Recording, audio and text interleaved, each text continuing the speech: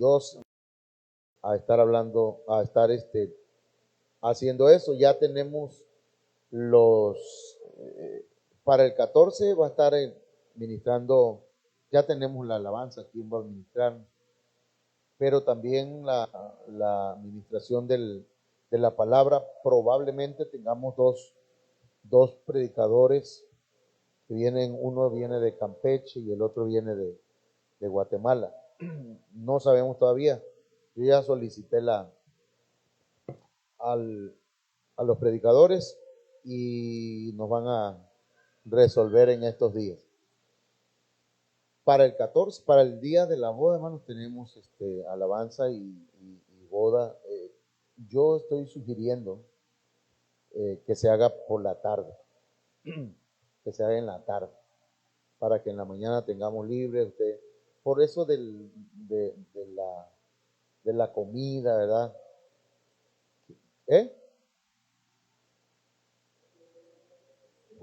Para que le dé más tiempo puedan respirar en la mañana. No, ya no se arrepienten, ya están. En la tarde sugiero que a eso de las 5 de la tarde estemos haciendo la actividad. Así que adelante, man. La imposición de manos. Fíjense que la mayoría de las denominaciones o de las iglesias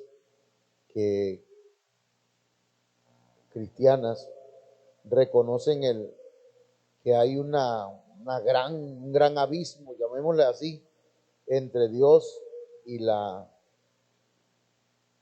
humanidad, entre lo humano y lo divino. Por lo tanto, hay un punto de contacto que es importante, ¿verdad?, para nosotros conectarnos con Dios. Dios tiene el interés, el deseo de conectarse con nosotros, de acercarse al hombre y el hombre de acercarse a Dios. De manera, hermanos, que por eso se habla acerca de la imposición. Hebreos 6:1 dice, vamos a leer nada más el verso 2, dice, de la doctrina de bautizo, de la imposición de manos. La imposición de manos, hermanos, es importante porque es un punto de contacto. Desde el principio, Dios ha establecido puntos de contactos para bendecir al hombre. Por ejemplo, el huerto, los altares, el tabernáculo, el templo, la boca de los profetas, los paños ungidos que usó Pablo, hermanos, y la imposición de manos. Esto lo hablamos anoche allá en Huacapa, por eso voy un poquito rápido, y ahí tienen los textos, ya lo mandé al grupo para que usted le dé una leída y una estudiada, ¿verdad? Entonces, Dios usó el huerto, porque en el huerto se iba, ahí la tierra, vamos a decirlo así, era una cosa, pero dentro de la tierra estaba el huerto, y en el huerto puso al hombre. ¿Para qué? Para que lo labrara y lo cuidara, pero también para que tuviera una conexión con Dios, para que tuviera hubiese un punto de contacto entre Dios y la humanidad. Los altares igual. Los altares, por ejemplo, donde Dios se manifestaba o se manifestó digamos, a Jacob. Ahí Jacob construyó un altar. El tabernáculo se le llamaba el tabernáculo de reunión. Era un punto de reunión. ¿Me entiendes? O sea, eran puntos de contacto, donde se iban a reunir y donde Dios iba a hacer actos de presencia para bendecirlo. El templo también. Salomón, cuando oró por el templo, dijo, si alguno está en escasez o alguno está enfermo, si alguno está en una batalla y mira hacia el templo, escucha, oye su oración. El templo pues tenía su importancia en ese sentido. La boca de los profetas. Por eso dice que profeta les levantaré de en medio de sus hermanos como tú, y pondré mis palabras en su boca, y él les hablará todo lo que yo le mandare. Entonces, la boca de los profetas era, hermanos, un punto de contacto. Así que un profeta en ese tiempo lo que decía, hermanos, así era.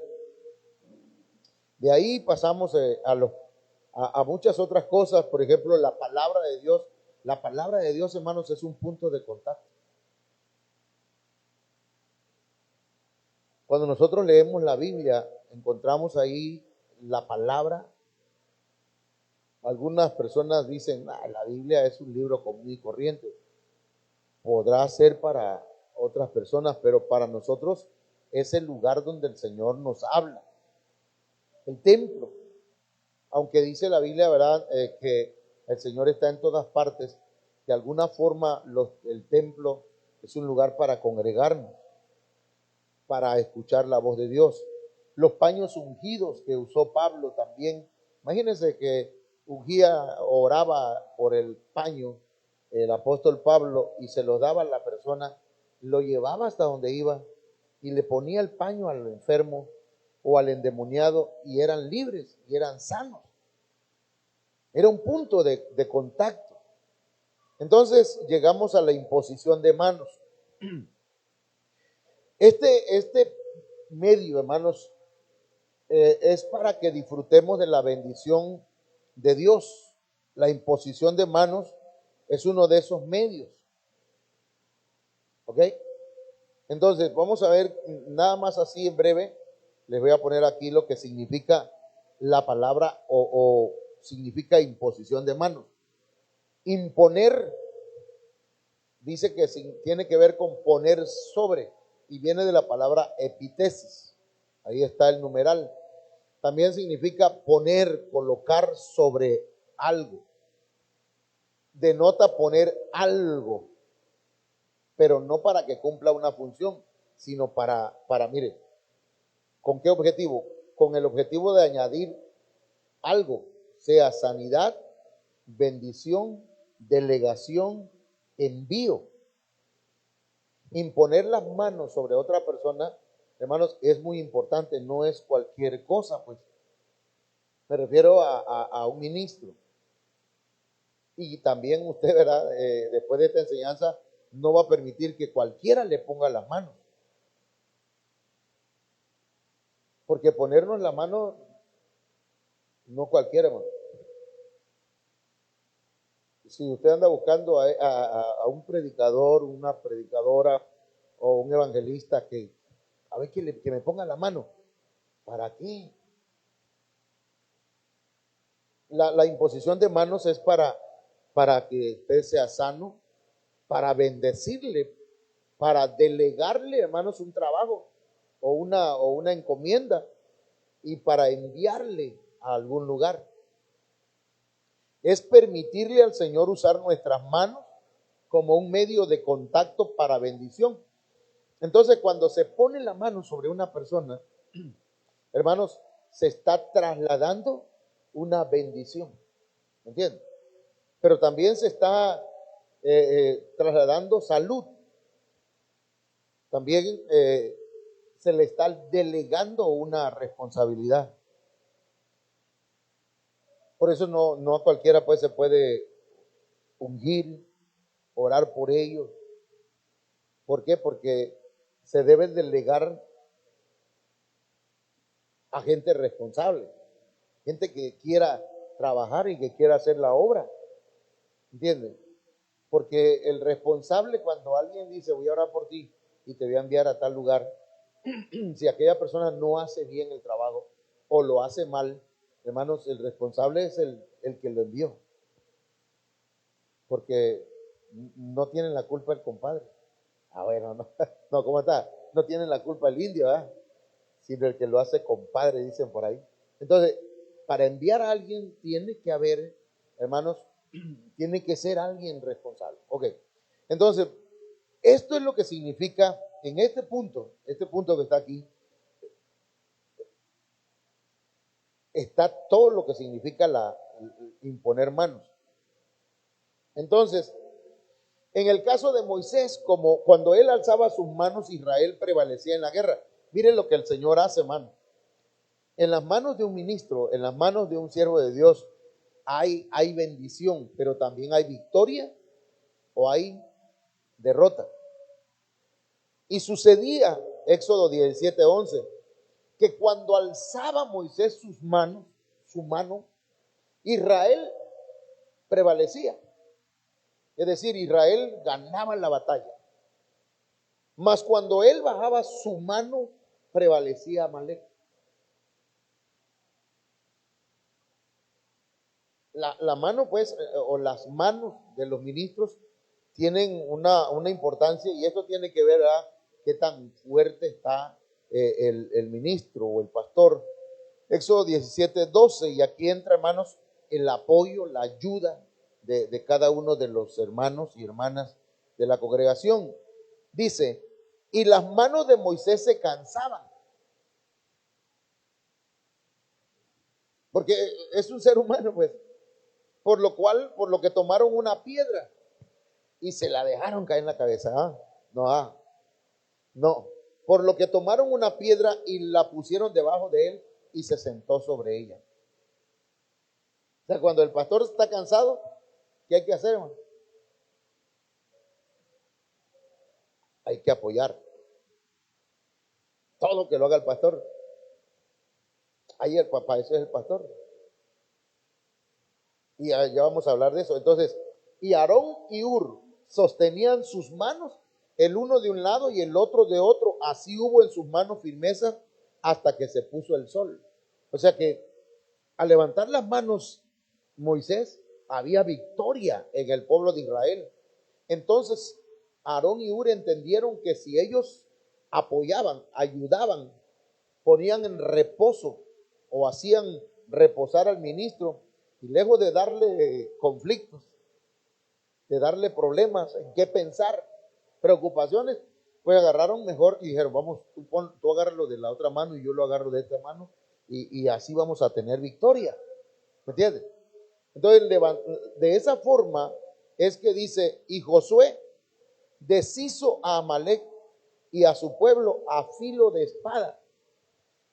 Entonces, las manos de los ministros, hermanos, es importantísima, porque ahí podemos obtener victorias o podemos obtener derrotas.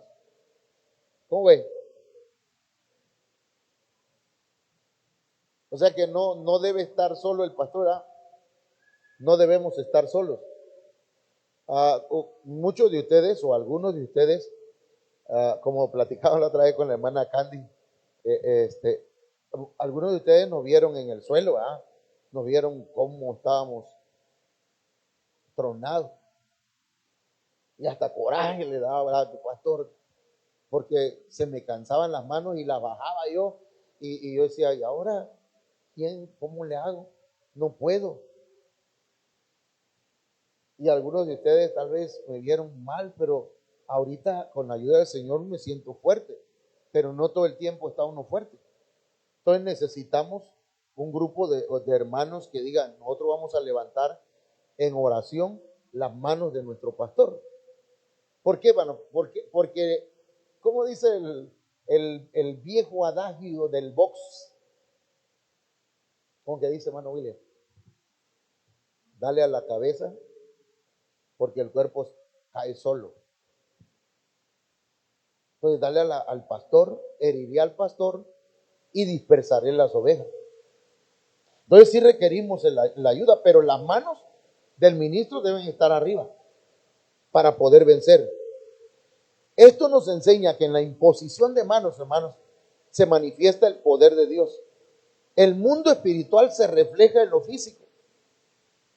Si levantamos nuestras manos, hermanos, vamos a tener victoria en lo espiritual, aun cuando sea en lo físico que estamos levantando las manos. Romanos 1:20 dice, porque las cosas invisibles de Dios o de Él, su eterno poder y deidad, se hacen claramente visibles desde la creación del mundo, siendo entendidas por medio de las cosas hechas. Entonces ahí dice, de modo que no tienen excusa. Pero hay cosas que suceden en el mundo invisible cuando se levantan las manos. Amén.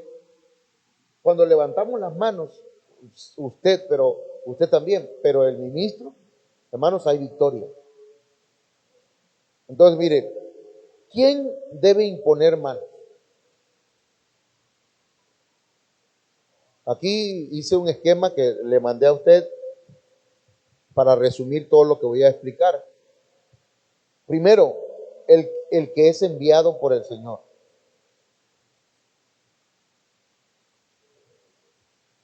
El que es enviado por el Señor. ¿Y cuándo le envió a usted, pastor? A mí el Señor me llamó, hermanos, al ministerio hace, ¿cuántos años? Tendría yo como 21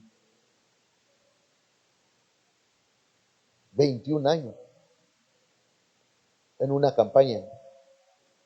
Ahí el Señor me llamó para servirle, para predicar su palabra. Pero yo no sabía si era evangelista, pastor, profeta, no sabía nada. Ahorita yo sé que soy un pastor, ¿verdad? Pero el que me envió fue el Señor.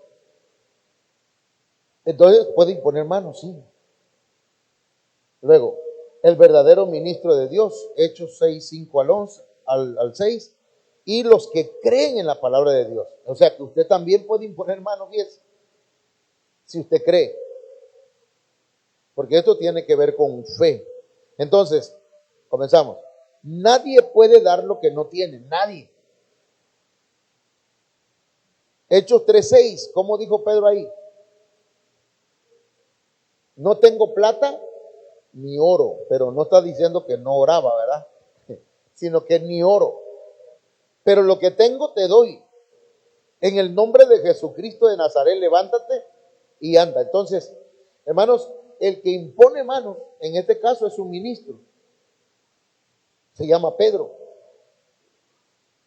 Y él dice, yo no tengo para darte, porque el cojo que estaba ahí en la puerta de la hermosa del templo, estaba esperando una ayuda, una limosna. Dice, no tengo. No traigo plata, no tengo oro, pero sí tengo en mí una autoridad de parte de Dios. Y esa autoridad, y por esa autoridad, declara, levántate y anda. Y entonces, hermanos, entonces fue que aquel cojo se levantó. Dios lo sanó. Entonces la autoridad que el Señor da es importante. Entonces vamos a ver algunos puntos al respecto. El que es enviado por el Señor puede poner sus manos sobre los enfermos, sobre las necesidades, sobre la gente, pues. La Escritura enseña que Ananías fue enviado a Pablo. Usted sabe lo que le pasó a Pablo en el camino a Damasco, que cayó cayó a tierra. Yo voy a decir que cayó del caballo, cayó a tierra. Y ahí el Señor se manifestó a él, pero quedó ciego. Y entonces, hermanos, Ananías, aquí la Biblia enseña que Ananías fue enviado a Pablo para que impusiera sus manos sobre él. Imponer las manos, hermano. Y de esa manera recobraría la vista. Entonces, usted no debe preocuparse, ¿verdad?, que el pastor le ponga las manos. Y ahorita vamos a hablar de eso, de la limpieza que debe tener el pastor.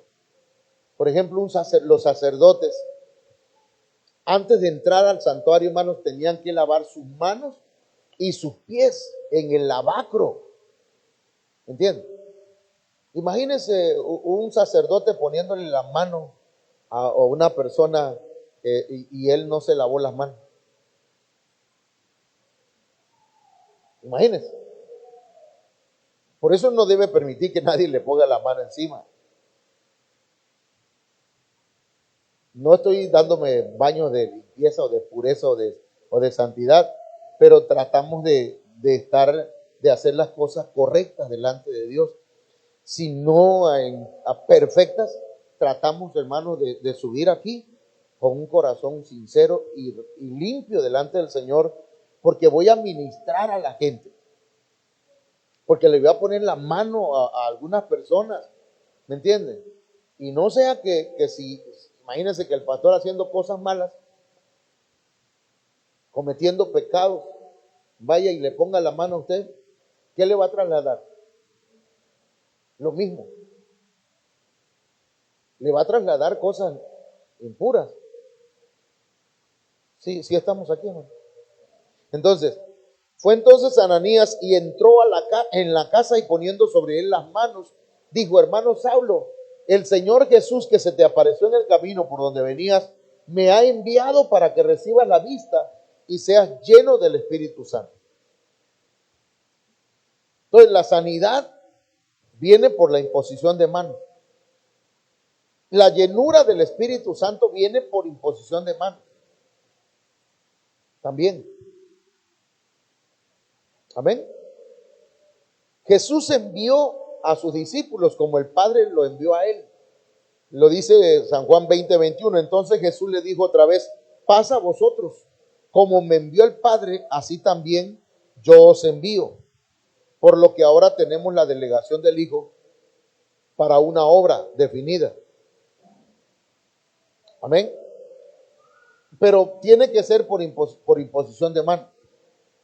Te voy a enviar a servir, a predicar, a servirle al Señor en algún área, pero tiene que ser ungido o tiene que ponerse las manos sobre la persona. Romanos 10:15. ¿Y cómo predicarán si no fueren enviados? Como está escrito: cuán hermosos son los pies de los que anuncian la paz, de los que anuncian buenas nuevas. Entonces, permítame, hermano. Entonces el Señor envía por medio de la imposición de manos. La imposición de manos, hermanos, es para bendecir a otros, no para afectarlos. Pregunto, ¿alguna vez le han puesto la mano a usted y en lugar de sentir la bendición de Dios, usted se siente mal? Yo recuerdo hace muchos años atrás, tenía yo como 24 años, ya, o 25, y estábamos en Bahía de Quino, ahí donde está pastoreando mi hijo ahorita. Estaba empezando la obra todavía. Y llegó en la mañana un señor y se presentó con el pastor. Yo estaba ahí, pues yo era el ayudante del pastor. Y le dijo: soy fulano de tal, mi nombre es fulano de tal y soy profeta. Y yo estaba al lado de él y lo miré.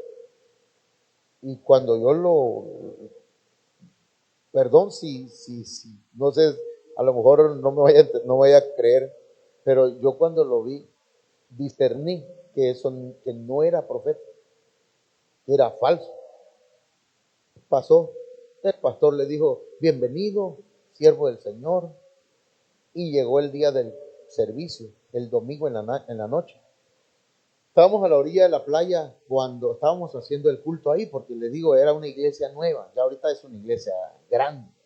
Y estábamos en el servicio y empezamos a adorar y adorar y adorar, cuando de pronto ese hombre empezó a profetizar y a decir: aquí hay una persona que tiene un dolor en su espalda, dice el Señor que lo va a sanar. Y entonces yo cuando escuché aquello, yo sentía algo feo, pues. No era la presencia de Dios. Y entonces se me acerca una hermanita de la iglesia, pues me tenían confianza, y me dice: hermano, yo tengo dolor de espalda. Y nada más con un ojo, abrí un ojo y le digo: hermana, vuelva a sentarse y vamos a esperar. Ahorita vamos a orar por usted. Y se fue a sentar. Y empecé a orar, empezamos a orar, pues, y le empecé a decir al Señor: Señor, si es tuyo esto, confírmalo. Y si no es tuyo, en el nombre de Jesús, pero con voz baja, pues, no haciendo, ¿cómo se dice? No haciendo show, sino en voz baja: Padre, si es tuyo, que en el nombre de Jesús se manifieste tu gloria. Y si no es, échalo fuera en el nombre de Jesús. Así bajito estaba yo. Cuando dije eso, mano, este hombre estaba como a 2 personas de mí y cayó al suelo. Y empezó a revolcarse, mano, y a echar espumarajo por la boca. y empezó a balbucear. No hablar en lengua, sino a balbucear. Porque cuando alguien habla en lengua, hermano, se nota, pues. Pero cuando balbucea, es otra cosa. Y entonces, cuando escucho eso, el pastor corre, hermano. Corre el pastor y pone la mano la mano del pastor sobre aquella persona. Yo estaba viendo todo lo que estaba sucediendo porque yo estaba orando parado, sin ponerle la mano. Cuando le puso la mano el pastor, quitó la mano rápido y salió corriendo el pastor a una casita que había, se metió allá. Luego ya supe que es que se había metido a reprender porque él sintió que se le pasó algo a él. ¿Me entiendes? Sintió que le pasó un espíritu, pues. Y yo estaba ahí orando y orando, hermanos, y empezamos a orar con la iglesia. Y aquel hombre después se levantó y se fue. Y la hermana me volvía a preguntar, hermano, ¿qué fue lo que pasó? Hermana, eso que pasó no era de Dios. Y le dije al pastor, fíjese que yo, perdón, pero ese señor no es de Dios, no es profeta. Y dice, bueno, a mí me regañó el pastor, tú siempre te gusta estar juzgando a todo mundo, te gusta estar señalando, no sabes. Y el domingo siguiente me dio la predicación y prediqué sobre los demonios y el poder de Dios. Y empecé a predicar. Cuando ya terminé de predicar, le digo a los hermanos, vamos a orar. Levanten las manos todos y vamos a orar a una sola voz. Y empecé a decir, en el nombre de Jesús, y la gente, en el nombre de Jesús, echamos fuera todo demonio, echamos fuera demonio. Pues la gente pues repitiendo. Hermano, ahí estaba esa persona. Cuando terminamos de predicar, cuando terminé de orar, aquella persona ya estaba en el suelo. Otra vez. Pero ahora, hermano, se movía así como si fuera una culebra en el suelo. Y no le puse la mano, sino que no, así estaba yo ministrándolo. Ya el pastor nada más se quedó viendo. Ya el pastor nada más se quedaba viendo y ya no le puso la mano. Y estábamos reprendiendo. Y aquel hombre, hermano, empezó a manotear y a tirar golpes desde el suelo. Él andaba con un niño, el niño lloraba. La cosa es que oramos, no sé si quedó liberado o no, lo cierto es que se quedó ahí como muerto. Y nosotros terminamos el culto, se levantó, se limpió y se fue. No regresó nunca más. Pero él se presentó como profeta.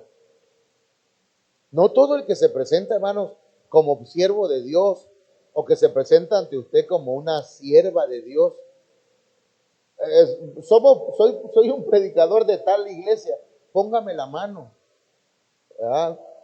No haga eso porque le pueden pasar cosas. Miren, para bendecir, Génesis 22:17, de cierto te bendeciré y multiplicaré tu descendencia como las estrellas del cielo y como la arena que está a la orilla del mar, y tu descendencia poseerá la puerta de sus enemigos. Entonces, el verdadero ministro, hermanos,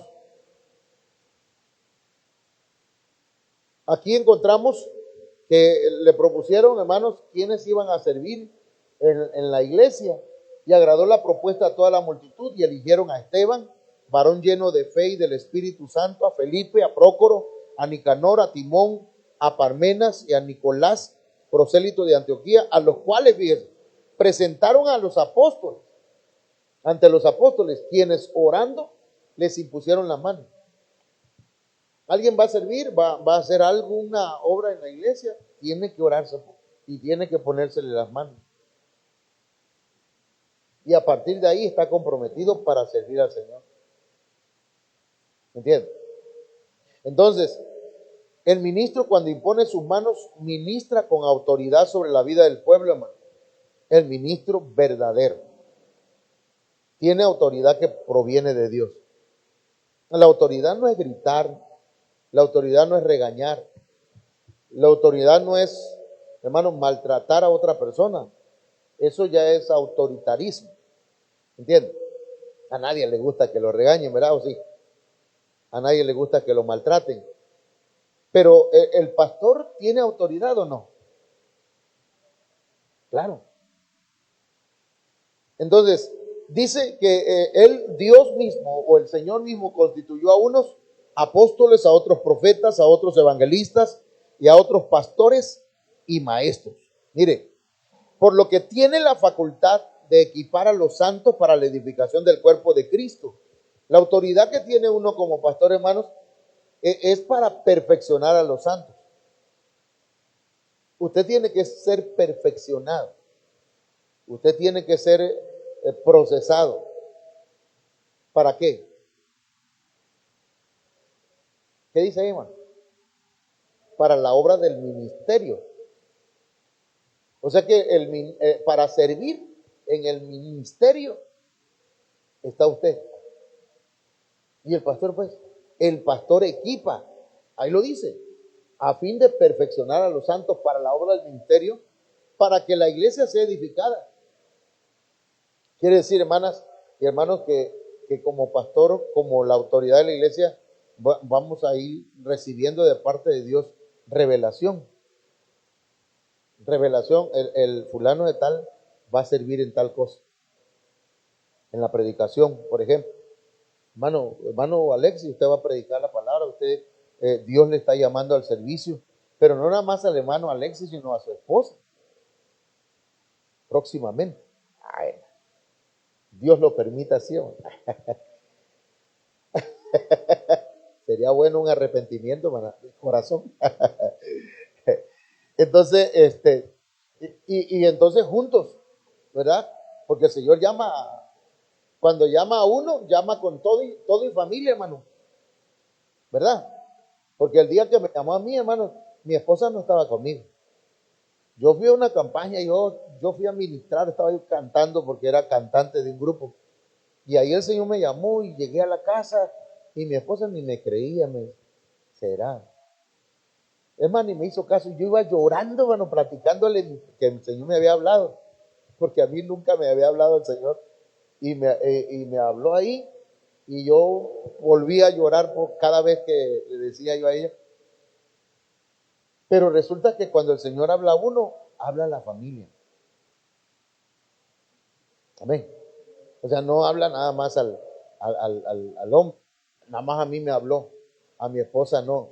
A mi mujer no. Entonces, para esto, hermanos, es que está el ministro. Pero también los que creen en la palabra de Dios, hermanos, pueden poner las manos. Marcos 16:17. Y estas señales seguirán a los que creen. Esta versión dice, a los que creen, 2 puntos. En mi nombre echarán fuera demonios. Hablarán en nuevas lenguas. Tomarán en las manos serpientes y si bebieren cosa mortífera no les hará daño. Pero aquí dice, sobre los enfermos pondrán las manos y sanarán. ¿Cuántos creen aquí, hermano? ¿Cuántos creen? Cuando ha orado por algún enfermo en su casa y han sanado. ¿Han sanado? Un testimonio, ¿alguien tiene testimonio? ¿Algún testimonio? Un testimonio aquí. ¿Ha orado por algún enfermo, hermano Alex? ¿Qué pasó? A ver, vamos a entrevistarle, hermano Alex, hermano. ¿Qué ha pasado? He orado así en ocasiones que, pues, de mi familia he visto a alguien enfermo, ¿no? Pero sin necesidad de tocarlo o decírselo, yo he orado. Y, sí, o sea, yo he sentido que sí, Dios ha respondido a las oraciones. ¿Alguien ha puesto sus manos sobre un enfermo y hace? A ver, hermano. Hermana, ándele, hermano. Yo también, hermano, he orado y he puesto la mano así en mis hijos cuando están enfermos, algún problema, levanto mi mano y rapidito, yo siento que Dios está conmigo. Han sanado. Amén. Mire, y así si le sigo preguntando me van a decir, yo oré una vez por mi hija y el Señor la sanó cuando le puse la mano. Hermano William ha orado por alguien y han sanado. Vamos a entrevistarle, hermano William. Hermano William. ¿Sí o no? Oramos una vez por el niño de mi cuñado, un sobrino de Candy. que le habían diagnosticado que tenía las plaquetas bajas, y se le bajaron, pues, y oramos, y al día siguiente le avisaron que ya estaba bien el niño. Hermano, es que el Señor, mire, si el Señor lo dice pues en su palabra, sobre los enfermos pondrán las manos y sanarán. Por aquí vi que oraron por alguien. Una vez oramos por Madison, que la noche tenía demasiada calentura y la niña ya hablaba solita, o sea, ya deliraba de la calentura. Y nos levantamos en la madrugada y la ungimos y empezamos a reprender y todo. Y en el mismo momento que nosotros empezamos a reprender, la niña se levantó y a sudar y a jugar. Y la niña no se levantaba porque estaba delirando. Y en cuestión de segundos se le bajó la calentura. La niña jugó en la madrugada. Hasta nosotros nos ponemos a jugar con ella porque de la alegría pues de que el Señor nos la había sanado en ese momento. Y al día siguiente no fue necesario ni llevarla al doctor ni nada. Y no sigo preguntando porque si no vamos a... Sí, pero hermanos, es que es verdad. La...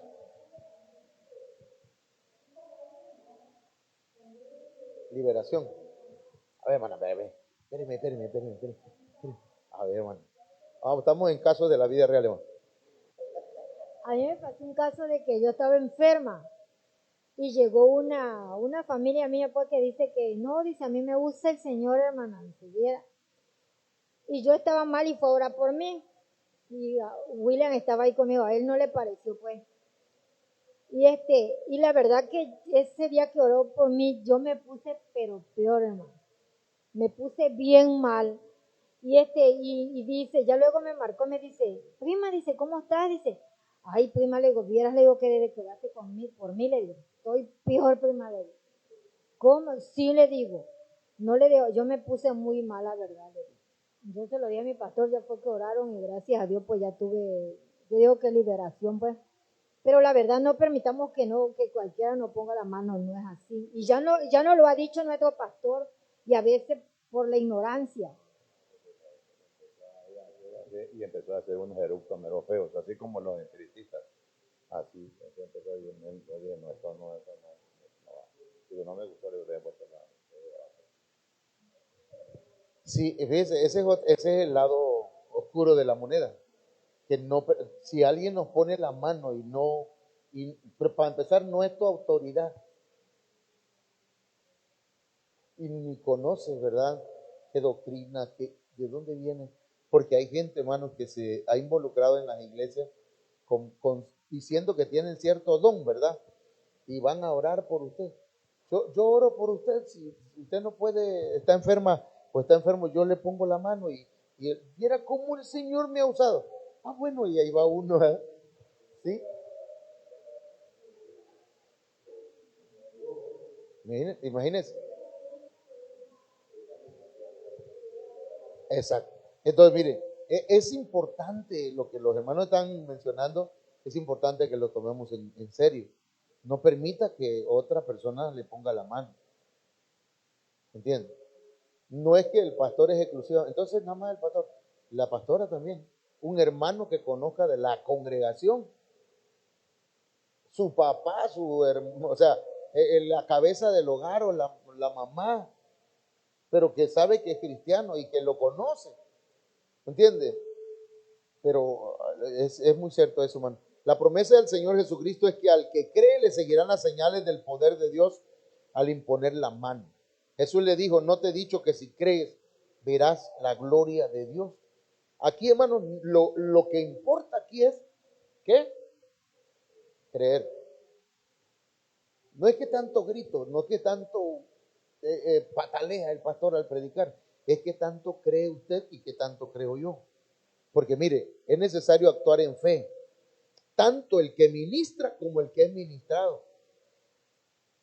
Fíjese cómo dice aquí en la Biblia, mire, Hechos 14:9, este oyó hablar a Pablo, el cual, fijando en él sus ojos, el apóstol Pablo se le quedó mirando.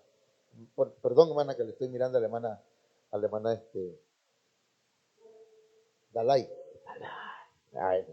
Y me le quedé viendo, y yo Si el Espíritu Santo, ¿verdad?, me da la revelación, yo voy a saber si tiene fe o no para ser sana o para recibir su liberación o la bendición que ella necesita.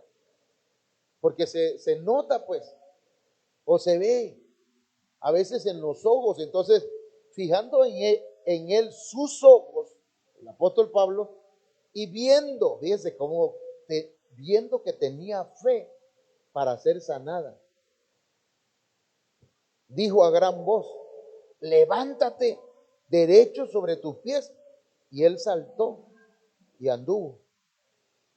Pero primero que vio, la fe de él. Entonces la fe de usted sí es importante para que ocurra un milagro, para que el Señor se manifieste en su vida. ¿Cuántos quieren que el Señor se manifieste en su vida, hermano? ¿Y embajada? También dice, bueno, póngase de pie, vamos a orar. Mire, porque yo sé que todavía sigue este tema, hermano, hay muchas cosas. Entonces, es necesario que haya fe en usted. Yo puedo llevar, hermano, yo puedo orar por usted y puedo tener fe. Es más, en serio, creo que tengo fe. Yo creo que tengo fe. Pero usted tiene fe, hermano. Tiene fe. Pero así, feísima. Bueno. Entonces vamos a orar por usted. ¿Cuántos quieren venir aquí, hermanos, al frente? Amén. Vamos a orar. Vamos a orar. Así que la fe viene por el oír y el oír por la palabra de Cristo. El que cree y pone por obra la palabra agrada a Dios. Pero dice Hebreos 11:6, pero sin fe es imposible agradar a Dios, porque es necesario que el que se acerca a Dios crea que le hay y que es galardonador de los que le buscan. Voy a poner mis manos sobre usted, porque Dios me ha dado una autoridad. Amén. Y usted dígale al Señor lo que quiere recibir, lo que necesita. Amén. Oramos. Padre, en el nombre de Jesucristo,